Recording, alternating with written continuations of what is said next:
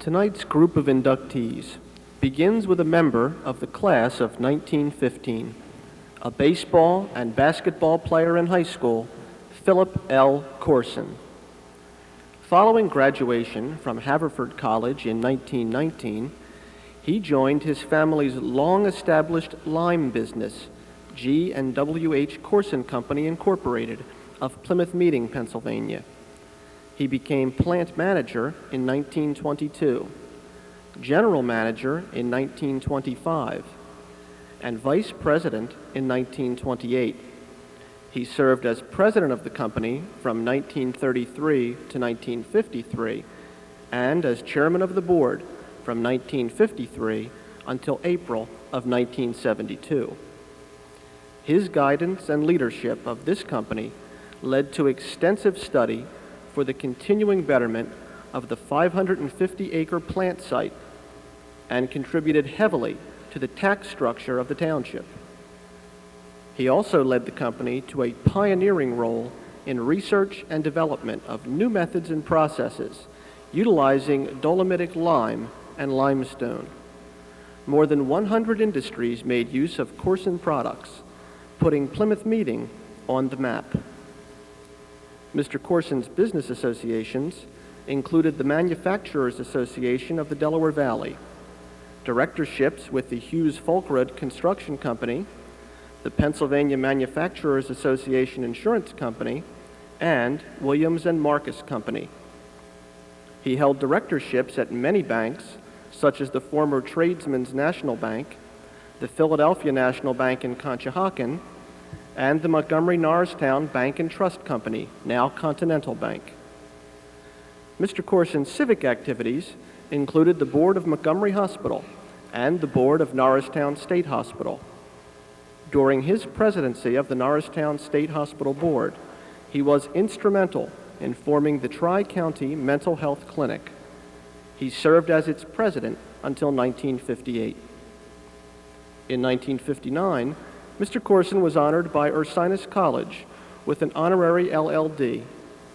His philanthropy extended to the college, where Corson Hall is named for he and his wife, Helen. He served as a member of the White Marsh Township Park and Recreation Board for 9 years. For 5 of those years, he was chairman and aided immeasurably in the development of the township's first public park, Miles Park, at Germantown Pike and Joshua Road. The Corson Company also provided financial and physical support for Junior League Baseball. In addition, Mr. Corson served as treasurer and assistant treasurer of the Republican State Committee, where he was a highly respected member.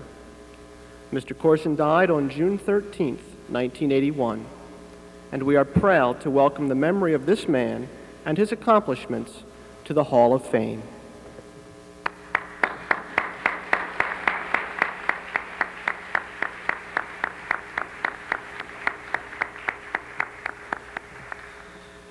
Presenting Mr. Corson's award is J. Charles Whitman. Accepting on Mr. Corson's behalf will be Mr. Robert Strimmel.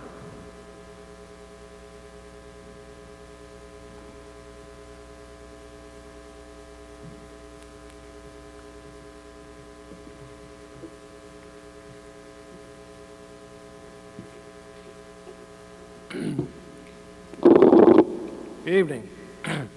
I feel deeply honored tonight to be called upon to present this plaque to the Corson family in honor of the departed Phil Corson. I feel deeply honored because it was 18 years ago when, as a member of the Plymouth White Marsh Exchange Club, I presented Phil with our Golden Deeds Award for that year.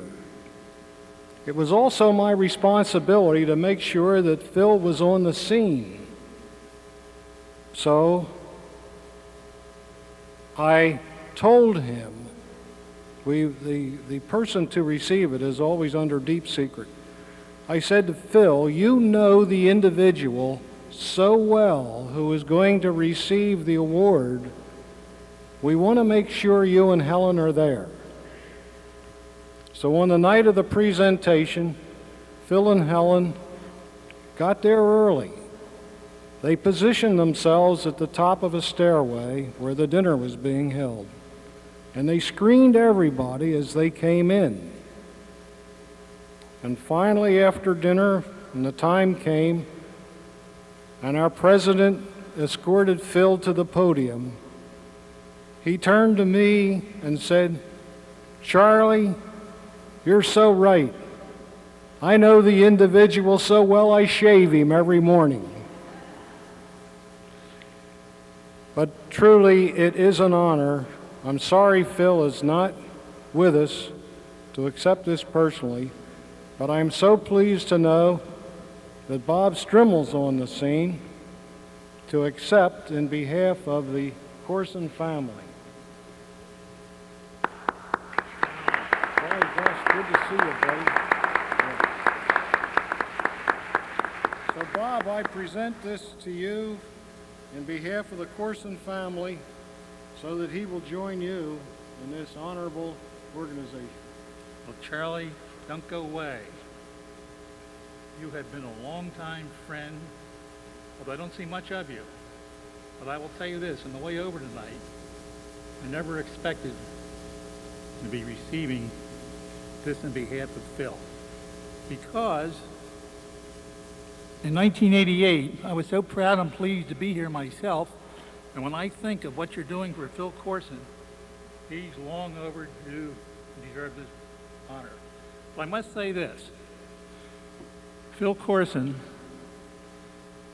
was not mentioned. There's nice remarks about him, about the thing that I've known him the best for, and that is his playing golf. Maybe most of you don't know this because you're young or something or other, but Phil Corson was the best golfer, not only at Plymouth Country Club in Montgomery County in eastern Pennsylvania for many, many years.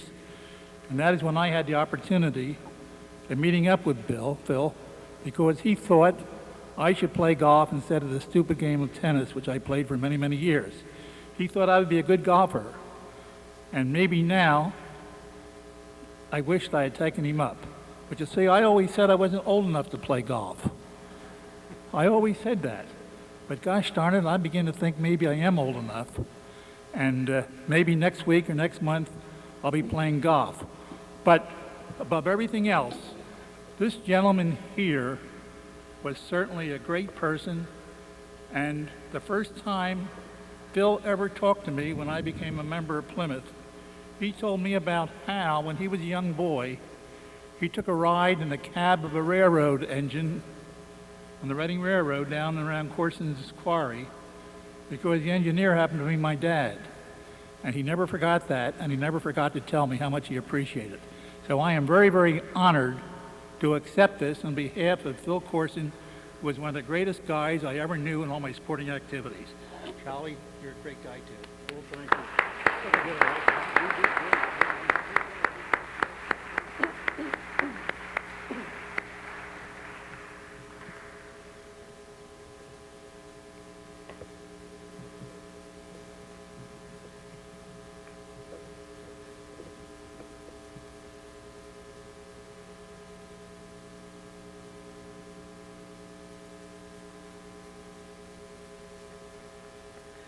Our next inductee, Bill Shonley, was a very active member of the class of 1947. He was interested in sports and broadcasting in high school, hustling reports on football and basketball for WNAR AM radio, but he was drawn even more to music. He was the drum major, a member of student council, the a cappella choir, a drummer and cymbal player. He was also blessed with a crooner's voice. He attended Westminster Choir College for a short time, planning to be a choral director. College had to wait, however, for a 5-year stint in the Marine Corps, where music and broadcasting became a focus. He had his own band and played a leading role in a stage production of Oklahoma. While in the Pacific Theater, he was a broadcaster for Armed Forces Radio. After his discharge in 1952, he went to Baton Rouge, Louisiana, and did radio and television work broadcasting LSU football, as well as minor league baseball, wrestling, and other sports. 1955 found Schoenle in Seattle, Washington, and during the next 13 years, he called University of Washington football and basketball games, minor league baseball and hockey, and NHL hockey. In 1969, he got his first glimpse of the big leagues when he joined Jimmy Dudley on the radio broadcasting team of the American League Seattle Pilots. The Pilots only lasted a season before moving to Milwaukee, but Schoenle stayed in Seattle. Schoenle's next sports job came through Harry Glickman, who was point man for the Trailblazers' NBA debut. He was looking for a radio man and was familiar with Schoenle's earlier work. Glickman offered Schoenle a job. Schoenle moved his family to Portland, and the rest, as they say, is history. Good evening, basketball fans, wherever you may be. Bill Schoenle has delivered that opening line, or a variation of it, since he began his professional sportscasting career as a 22-year-old for the Baton Rouge Red Sticks. But Schoenle is more than just an old familiar voice. To many thousands of Trailblazer fans throughout the Northwest, he's the one constant link with Oregon's only major sports team. He's existing, he's believable, he's the Shans. Schoenle is very involved with many public service and charitable organizations, and also produces and narrates video cassettes for drug and alcohol rehabilitation, which are distributed throughout the state of Oregon. The father of 4 and grandfather of 6, Schoenle lives with his wife, the former Dottie Famous from the class of 1948, in Portland, Oregon. Ladies and gentlemen, would you please welcome Bill Schoenle to the Norristown Area High School Hall of Fame.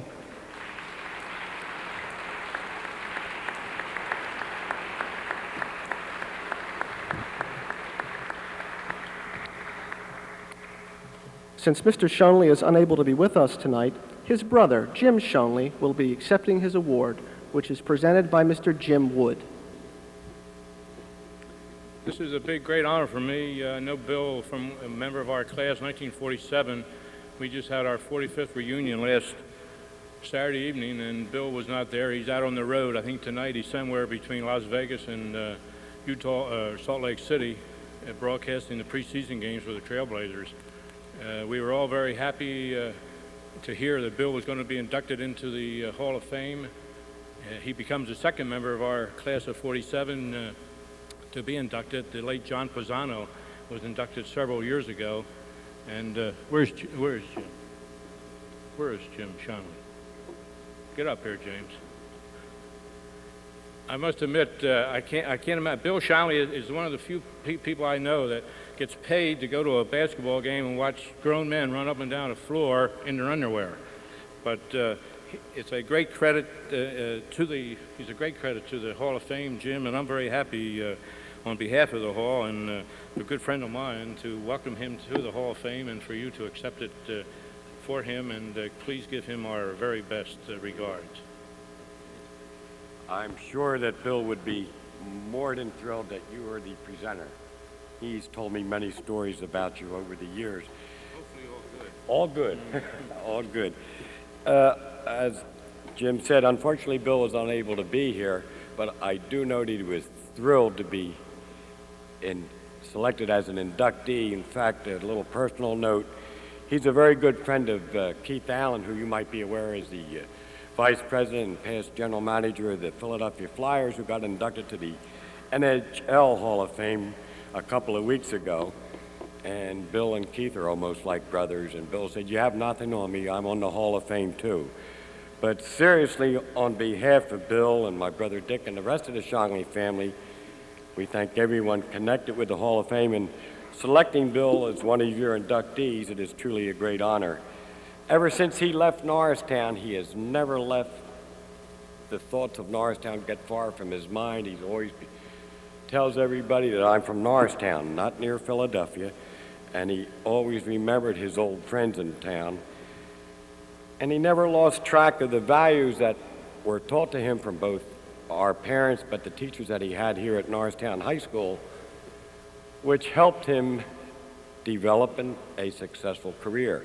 He used to tell me, and you probably remember this name, Rebecca Price, who was the speech teacher that was in our era, and she was quite a lady.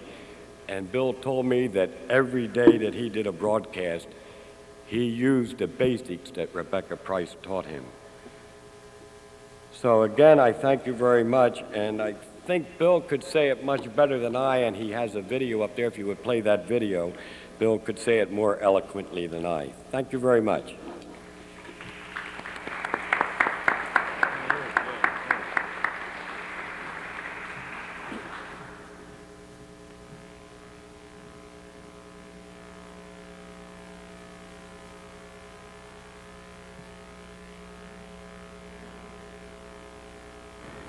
It might be fitting to take a look back for a moment. Now, although there are no new championship banners to be hung here in the Coliseum, the past 2 seasons have revived Blazer Mania with their many memorable moments. Reggie Williams on the inbound play. Inbound to Willie Anderson. It's picked off by Terry Porter. Draws it Petrovic. Porter. The game is over. And the Blazers win it. Pick over to Chambers. Swarming defense. Chambers lost the ball. It's loose. Buck Williams again. Over to Clyde Drexler. And with 6.8 seconds to go, the Blazers will go to the free throw line. Drexler's big free throw. The ball is up, it's in the air, it's in the pocket, it's good. No timeouts, Chambers will inbound. Hornacek over the timeline. He's going to drive, throws it up for 3. It's going to be short, rebound, Buck Williams. It's over. And the game is over. The game is over. The Blazers win the Western Conference Final. 1.5 seconds to go. Portland leading 106-105. McGuire gets the ball on the inbound play. He looks, he gets it to Edwards. Turns, stops, shoots. It's no good. And the Blazers win the ball game to even the series 1-1. Got that one. Got that one.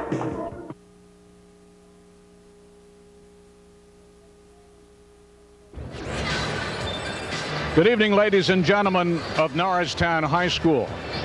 I take this opportunity right now to thank you for this very fine honor.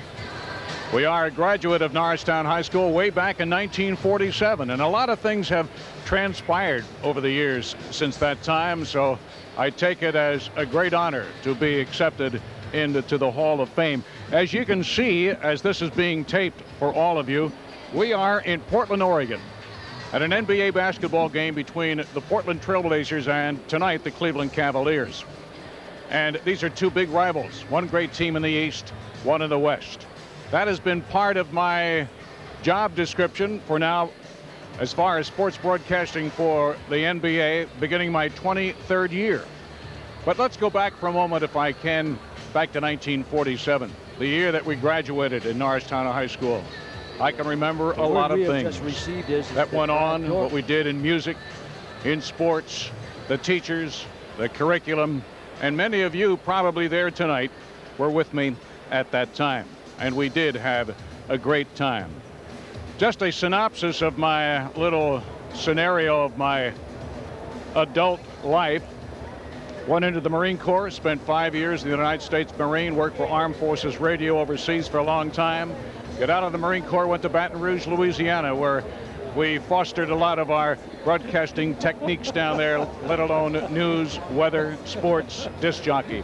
Went to Seattle in 1955, and that's where it all began for the most part for me. Worked for the ABC radio station along with a gentleman by the name of Keith Jackson. Keith and I did a lot of things together. A lot of folks know who Keith Jackson is. They might not know who the Shines is. But out here in the West Coast, we've done a number of things. National Hockey League games. The Pacific Coast League is Seattle Angels and the Seattle Rainiers, old AAA baseball teams. I was one of 2 voices of the Seattle Pilots of the American League. They are now, that's a little bit of sports history and trivia, I might add. They are now the Milwaukee Brewers. And of course, I've done wrestling and roller derby, but for the last 23 years, it's been the National Basketball Association, and we've done all of their games. We've done a lot of things for the NBA, and broadcasting is my field, and I have enjoyed it immensely. Now, speaking of Norristown, you might remember some young lady. Her name was Dorothy Famous. We went to high school together. Our lives went separate ways, and 45 years later, she became available. I was available. She is now my wife, and we have great and fond memories of Norristown and Norristown High School. I thank my brother Jim and all the folks who came with him tonight for representing us. Again, the folks on the committee, we thank you very, very much. It's a high honor, believe me. High school, a very important part of my life, and again, I thank you very much.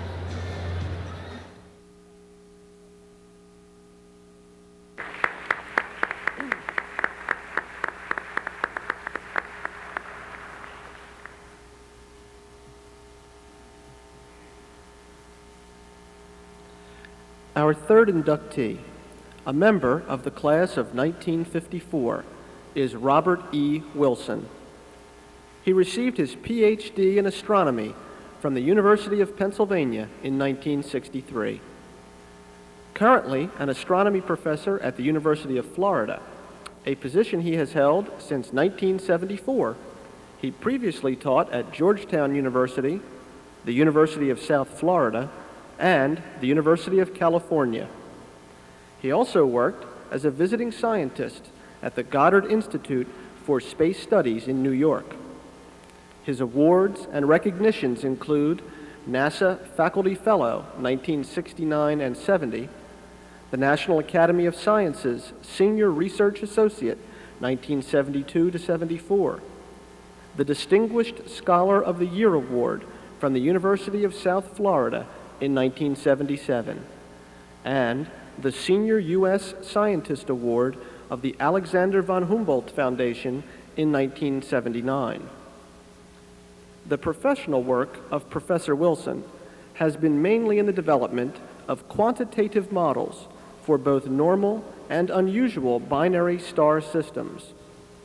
Other work has been in statistics of binaries, methods for computing stellar, structural, and evolutionary models, models for various kinds of circumstellar disks, morphology of binaries, and optimal parameter adjustment problems. His computer programs to handle these problems are in extensive use worldwide. Professor Wilson has lectured in many countries, including England, China, Korea, Canada, and Argentina. His writings have appeared in more than 100 scientific publications. He is a member of the following professional societies: the International Astronomical Union, the American Astronomical Society, the Royal Astronomical Society, and the Astronomical Society of the Pacific. Professor Wilson is the father of two children and resides in Florida. Professor, we welcome you to the Norristown Area High School Hall of Fame.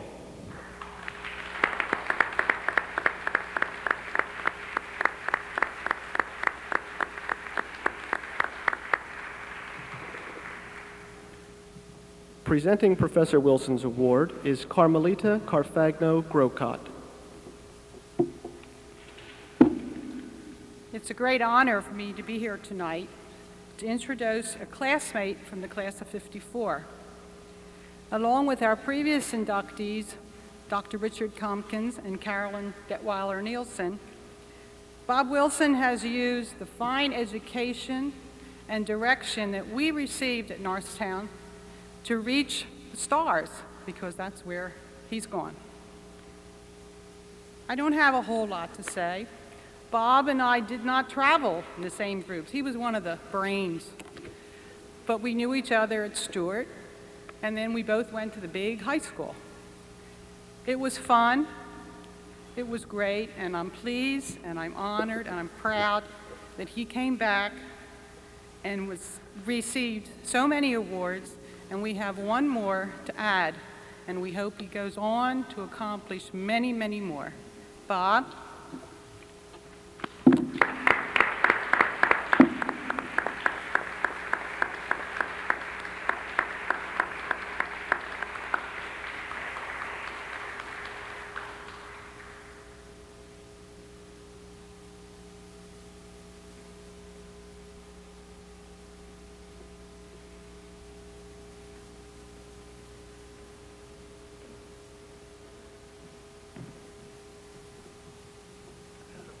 Congratulations. It's your turn. Carmelita's certainly right.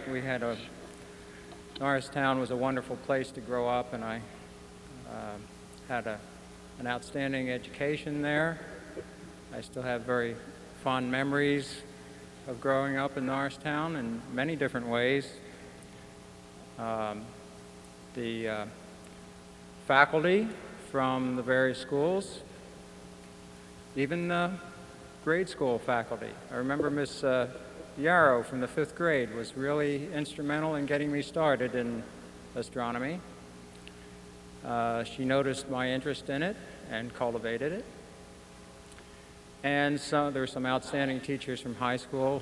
Franklin Mellick, I remember particularly, plane geometry, and John Schuler, Leonard Rothermel, and, well, a number of others which would take a while to go through. Also, friends. It was really nice to see Carmelita and Carolyn Detweiler tonight from my class. I wish I could have met some more of them. If there are any out there, I hope they'll come up and say hello, and not just go home after the ceremonies.